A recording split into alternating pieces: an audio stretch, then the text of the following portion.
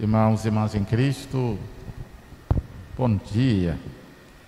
Nós estamos hoje, dia 1º de maio, festejando São José Operário, celebrando o dia do trabalho e também dos trabalhadores. Essa festa é uma festa universal na igreja e no mundo.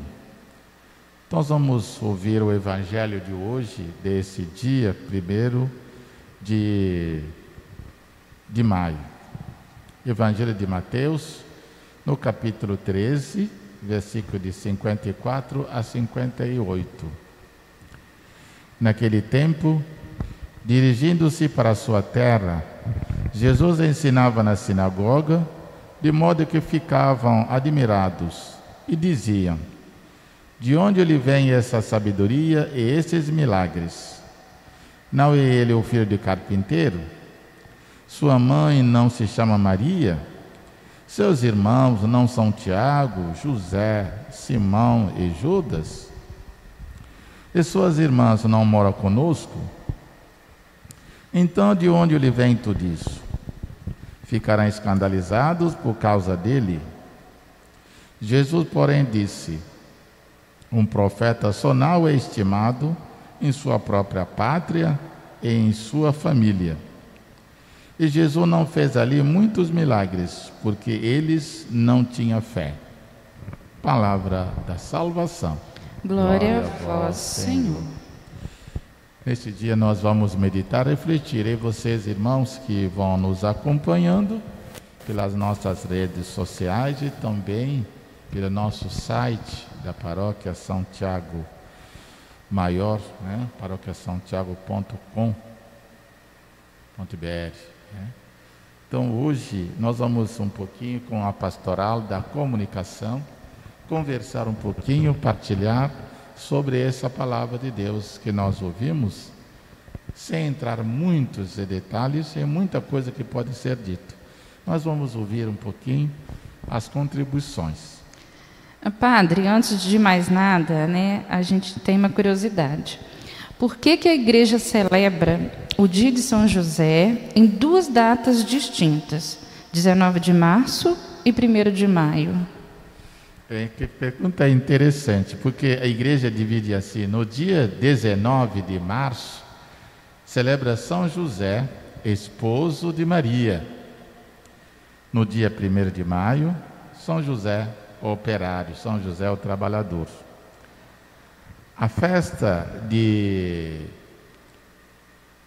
São José, esposo de Maria, segundo a tradição, tem uma referência com a data da morte de São José. Mas isso, nós não temos nenhuma passagem na Bíblia ou nas Escrituras que nos fala dessa morte nesse dia. Mas é uma tradição, segundo os ensinamentos da igreja, vem de tradição oral, tradições orais que vieram muito, e dos séculos em séculos essa tradição foi caminhando. E nós percebemos que essa tradição já tinha na igreja oriental desde o século IV, mas essa influência do século IV vem do Egito. O Egito já tinha essa celebração, homenagem a São José, esposo de Maria. Mas sendo esposo de Maria, é uma maneira também de ligar Jesus a José e de José ao Davi, porque José é da descendência de Davi. Nós estamos num sistema patriarcal. Sendo José descendente de Davi, pode ser chamado filho de Davi. E Jesus, conhecido como filho de José,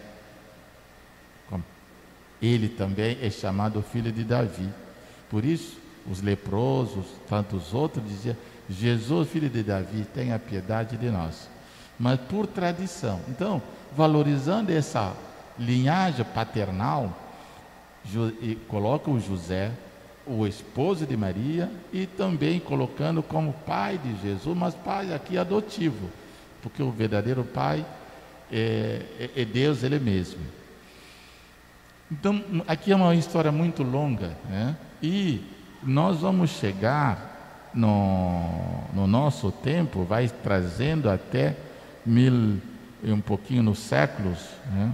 Idade na Igreja Oriental vem isso, vai continuando até no século 15º, que é a Igreja Ocidental vai marcar essa data de dia 19, obediente à tradição que vem de lá, mas deixamos claro, não tem relato escrito na Bíblia que diz que morreu nesse dia, mas há uma tradição que valoriza.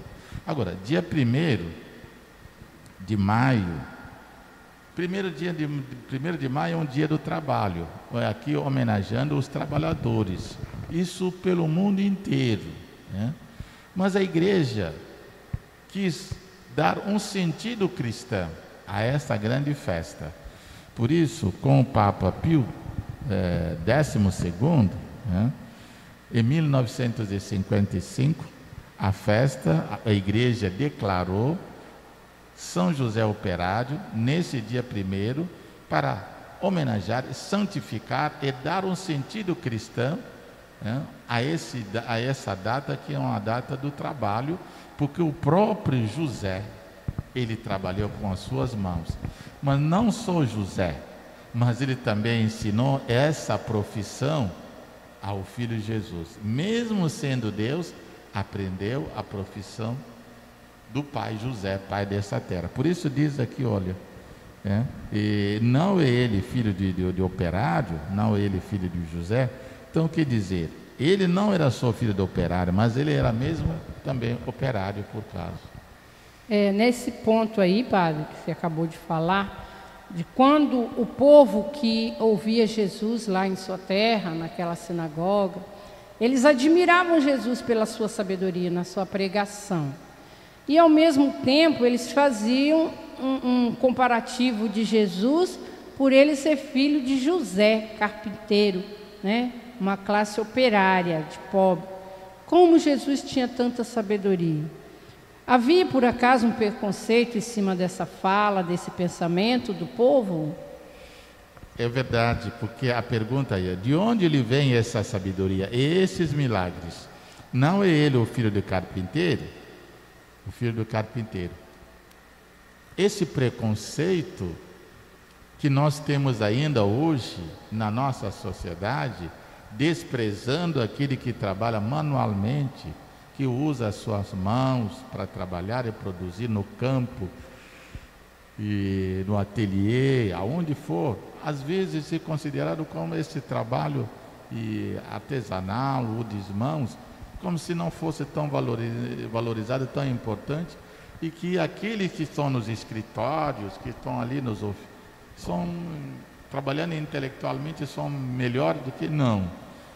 Isso existe, esse preconceito existe, mas existia também desde aquele tempo, né?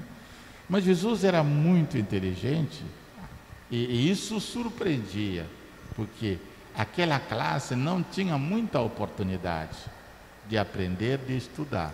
Então se questionava, são pessoas que não têm tanta ocasião, tantos benefícios, tantas oportunidades, mas de onde que lhe vem tudo isso? É uma maneira hoje, a grande lição para nós hoje é um preconceito, mas hoje para nós é uma lição de que o filho do trabalhador, ele consegue estudar, ser inteligente, ocupar as altas funções na sociedade.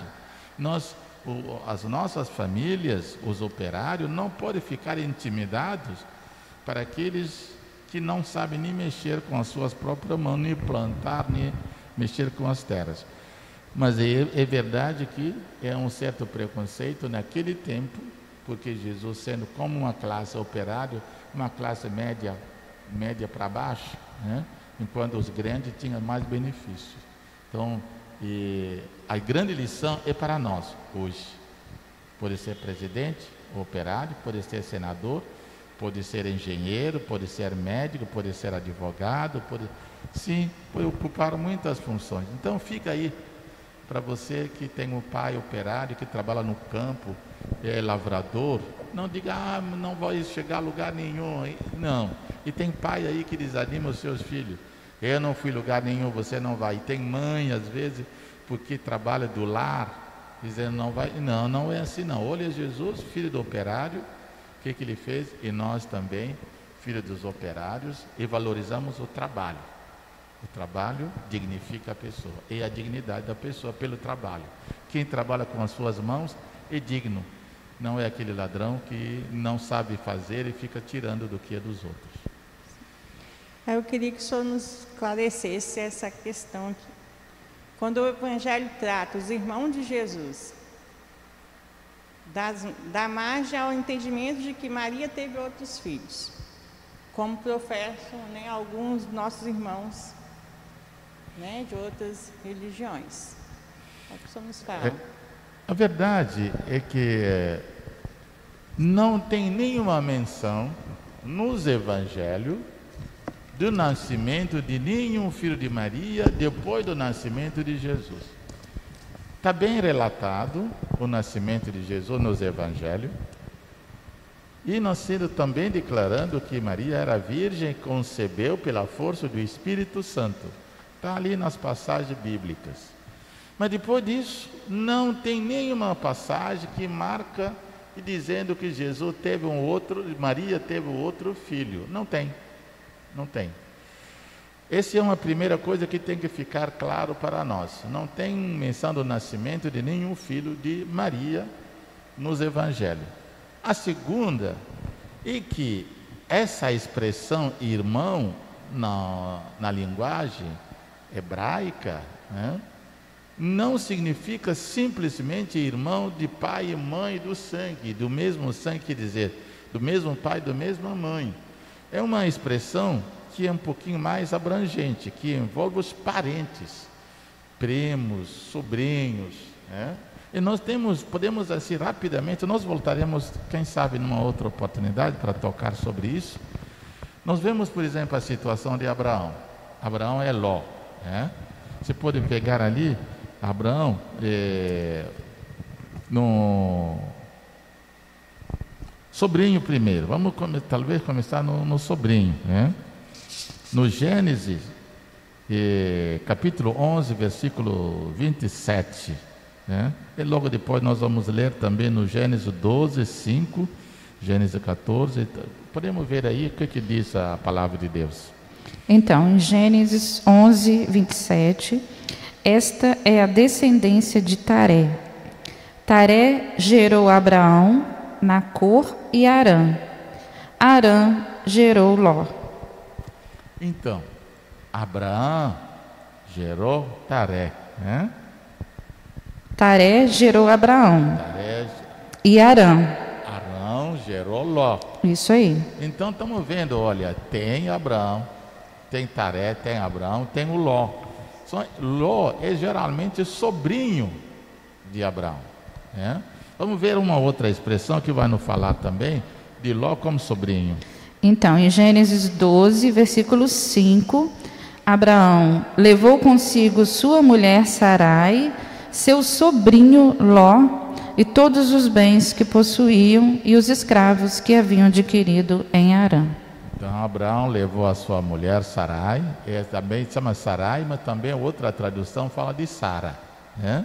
E a mesma pessoa. Seu sobrinho Ló, né? E os seus empregados e tanto mais. Olha, fala aqui de Ló como sobrinho de Abraão. E mais uma passagem também em Gênesis 14, versículo 12.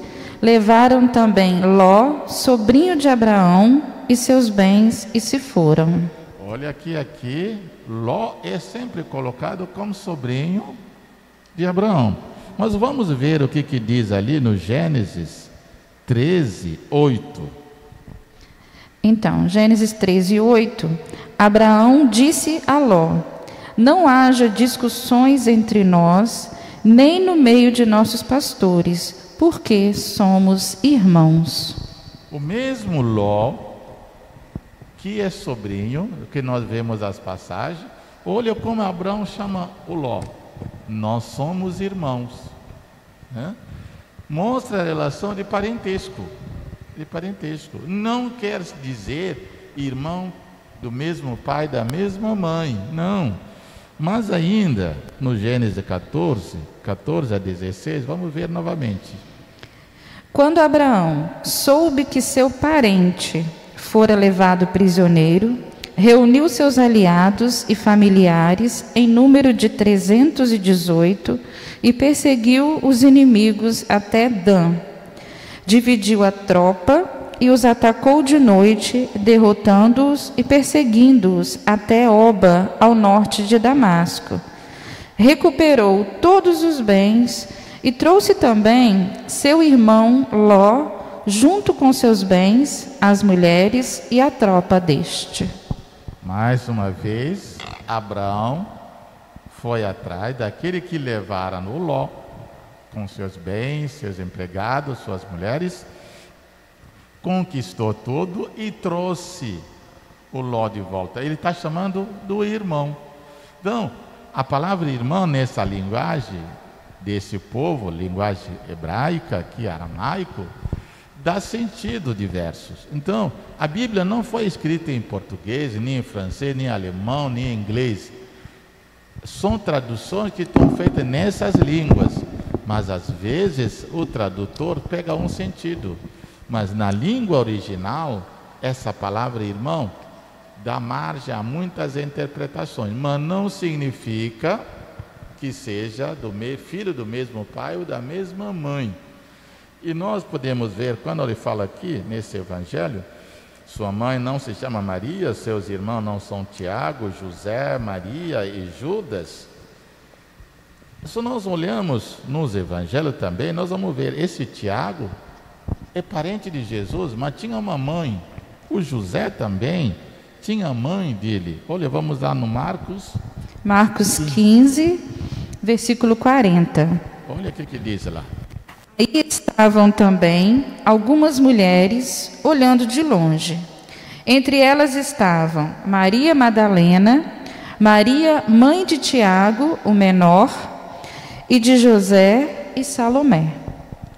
Então, você vê que esse Tiago, esse José, tem mãe, mas são parentes, essas mães desses Tiago, José, Salomé e Judas, certo? São parentes de Maria. E sendo parente de Maria, os filhos delas também são parentes de Jesus. Então, não é aquela questão de... As pessoas têm que fazer uma interpretação, uma leitura da Bíblia dentro do contexto da cultura daquele povo, da linguagem daquele povo, de uso e dos costumes daquele povo. Mas muitas vezes nós temos os nossos irmãos, né? E às vezes faz uma tradução, uma leitura, não digo que não estão interpretando, mas faz leitura a partir do português, sem saber que o português é uma tradução a partir de uma língua original hebraica, grega, né, aramaica. Então, essas origens não dão assim, para fazer uma boa tradução, uma boa interpretação, é preciso que nós vamos às origens, para ver o que isso, essa palavra realmente significa.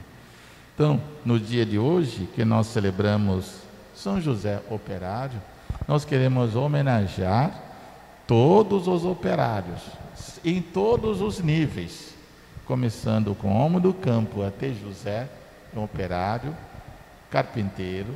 Nós vamos pensar, olha na cidade, como é que vamos ter alimento se não tiver gente, homens e mulheres trabalhando lá no campo, produzindo às vezes debaixo de chuva e tanto. Esses homens e mulheres valorizamos nesse dia de trabalho. Mas tem os operários das indústrias, das fábricas, das escolas, dos hospitais, sobretudo nesse tempo da pandemia. Olha os hospitais, postos de saúde, quantas pessoas estão doando o seu tempo, a sua vida. Esse dia de hoje é uma grande homenagem a todos os trabalhadores, todos e todas, né? Então que Deus derrama as graças e bênçãos, que o trabalho deles seja sempre santificado e abençoado. Esse que nós desejamos nesse dia de hoje e que nós como cristãos vamos rezar para que Deus termine com essa pandemia, que abençoe as nossas famílias, que dê a oportunidade do trabalho para o nosso jovem que precisa ter um início de um começo de um trabalho para se valorizar e ter a dignidade como homens e mulheres. E que todos nós possamos agir como a palavra, sentirmos irmãos dos outros, porque é isso que está pedindo perante essa palavra que está sendo passada para a gente hoje. Exatamente, uma oportunidade, porque a união é o que Deus quer. O Papa Pio XII, quando fez isso, a santificação do trabalho e também a comunhão, né? Que todos que trabalham se sentem santificados por José. E José, esse ano é o ano de São José, que nós possamos valorizar esse trabalho. Que Deus nos abençoe, nos guarde e nos proteja. Em nome do Pai, do Filho e do Espírito Santo. Amém. Amém.